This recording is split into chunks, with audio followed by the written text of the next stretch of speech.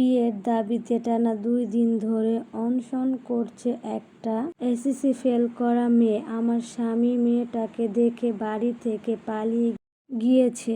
মেয়েটির দাবি হলো আমার স্বামী তার সাথে 1 বছর সম্পর্ক করেছে, এই জন্য সে এসএসসিতে ফেল করেছে। মেয়েটির বাবা তার অন্য জায়গায় বিয়ে ঠিক করেছে, কিন্তু সে অন্য জায়গায় বিয়ে করবে না। বিয়ে করলে নাকি আমার স্বামীকেই করবে। আমার স্বামীর জন্য নাকি সে ফেল করেছে। আমার এখন 6 মাসের বাচ্চা কোলে। আমিও কান্না করতেছি। আমার স্বামী কি আমাকে তাহলে ঠকালো?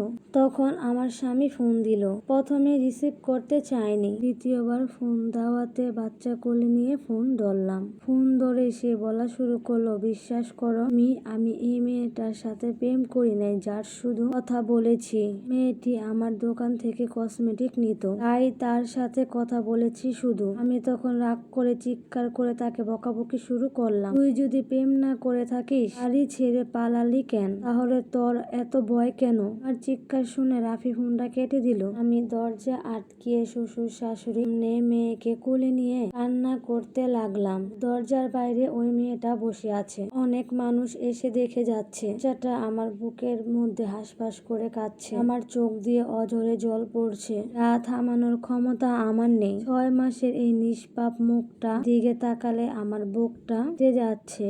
যে মানুষটাকে জীবনের চেয়েও বেশি বিশ্বাস করেছিলাম, সেই রাফি আজ আমাকে এত বড় একটা ধোঁকা দিল। শ্বশুর শাশুড়ি ঘরের কোণে মাথা নিচু করে বসে আছেন। রাফির মা হঠাৎ আমার শাশুড়ি বারবার করে চোখে জল পড়ছেন, আর শ্বশুর মশাই লজ্জায় মুখ তুলে আমার দিকে তাকাতে পারছেন না। যে সন্তানকে তারা বিশ্বাস করতেন, এই সন্তানই আজ পুরো গ্রামের সামনে পুরা পরিবারটাকে ধুলোয় মিশিয়ে দিল।